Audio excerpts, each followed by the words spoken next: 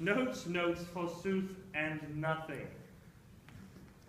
Is it not strange that sheep's gut should hail souls out of men's bodies? Well, a horn for my money when all's done.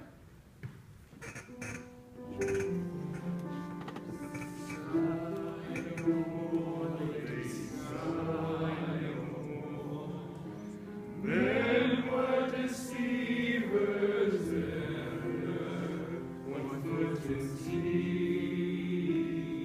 and one on shore. To one thing constant never, inside not so, but let them go, and be you blind and bonny, converting all your sounds of war into hey, nani, nani. By my troth, a good song. And an ill singer too, my lord. Nay, thou singest well enough for a ship. And he were a dog that should have howled thus, they would have hanged him. And I pray God, his bad voice bode no mischief. I had as lief have heard the night raven come what plague could have come after it. Mary, dost thou hear, Balthazar? Get us some excellent music. For tomorrow night we shall have it at the Lady Hero's chamber window. The best I can, my lord. Leonardo, come hither. What was it that you told me of today? That Lady Beatrice is in love with Signor Benedict? Oh, aye. Stock on, the foul sits. I did never think that lady would have loved any man. No, nor I neither. But most wonderful that she should so dote on Signor Benedict, whom she hath in all outward behavior seemed ever to abhor. Is it possible? Sits the wind in that corner? By my troth, I cannot tell what to think of it, but that she loves him with an enraged affection. It is past the infinite of thought. Maybe she doth but counterfeit. Faith, like enough. Oh God, counterfeit. There is never counterfeit of passion as came so near the life of passion as she discovers it. What? What effects of passion shows she? Faith to hook well, this fish will bite. What effects, my lord? She will sit you. You heard my daughter tell you how. She did indeed. How, I pray thee, you amaze me. I would have thought her spirit all but invincible against any assaults of affection. I would have sworn it had, my lord, especially against Signor Benedict. I should think this a gull, but that the gray-bearded fellow speaks it. Knavery cannot sure hide himself in such reverence. Taking the infection, hold it up.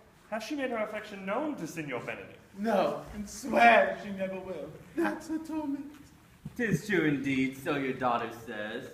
Shall I, says she, that so oft encountered him with scorn, write to him that I love him? This says she when she is beginning to write to him.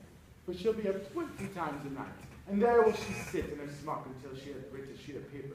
And my daughter tells us all. Now that you talk of a sheet of paper, I remember a pretty jest your daughter told. Oh, when she had read it, and upon reading it, she found Benedict and Beatrice between the sheets. She told the letter to 1,000 halfpence, read on herself that she should be so immodest to one that she knew would flout her. I measure him, says she, by my own spirit. Yea, though if he writ to me, I should flout him. Yea, though I love him, I should. That is very true. Then, down upon her knees, she falls, weeps, sobs, beats her heart, tears her hair, prays, curses. Oh, sweet Benedict, God give me patience. Oh, she doth indeed, my daughter says so, but that the ecstasy has so much overborne her that my daughter is sometimes in fear that she will do a desperate outrage to herself. It were good that Benedict knew this of some other, if she will not discover it. To what end? He would make but a sport of it and torment the poor lady worse. Yea, and if he would, it would be the very arms that hang him. For she is an excellent sweet lady, and out of all question, she is virtuous. And exceeding wise. In all but loving Benedict. My lords, wisdom and blood combating so tender a body. We have 10 proofs to 1 that blood had the victory. But I feel sorry for her, as I have just caused being her uncle and her guardian. I would she had bestowed this dotage upon me. I would have daffed all other respects and made her half myself. We shall tell Benedict of this and see what he will say. We're good, thank you. Hero thinks surely she will die. For she says she would die if he love her not. And she would die if she make her love known. And she would die if he woo her, rather than bate one breath of her accustomed crossness. She doth well. For she should make tender of her love. 'Tis very possible he would scorn it. For the man, if you all know, hath a contemptible spirit. He's a very proper man. He hath indeed a good outward happiness.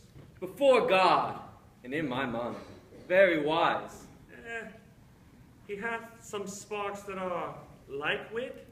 And I take him to be valiant. As Hector, I assure you. For in the managing of quarrels, you may say he is wise. He either avoids them with great discretion, or undertakes them with the most Christian-like fear. Well, if he do fear God, he must necessarily keep the peace. But if he breaks the peace, he must enter into a quarrel with her with fear and trembling.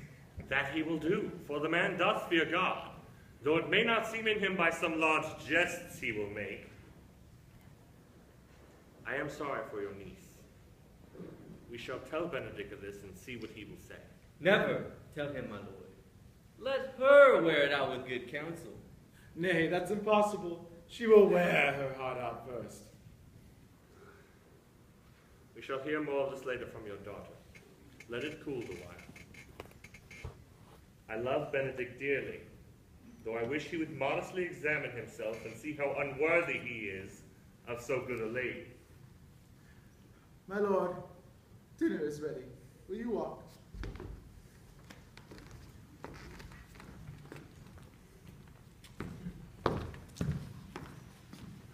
If you do not dote on her upon this, I'll never trust my expectation. Let the same net be spread for her, that your daughter and her gentlewoman must carry. The sport will be when one holds an opinion of another's dotage. That will be the scene I wish to see, for it will be merely a dumb show.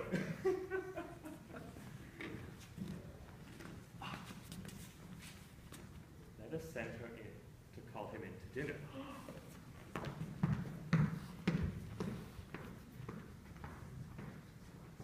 This can be no trick.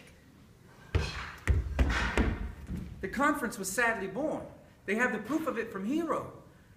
They seem to pity the lady. It seems her affections have their full bent. Love me! Why, it must be requited. I hear I am censored. They say I will bear myself proudly if I perceive the love come from her. They say, too, she would rather die than give any sign of affection. I did never think to marry. I must not seem proud. Happy are they that hear that attractions and can put them to mending. They say the lady is fair. Oh, 'tis a truth. I can bear them witness. And virtuous? 'Tis so. I cannot reprove it. And wise. But for loving me. By my faith, it is no addition to her wit, no great argument of her folly. For I will be horribly in love with her.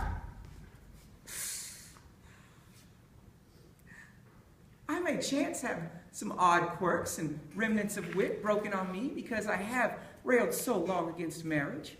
But doth not the appetite alter? A man loves the meat in his youth.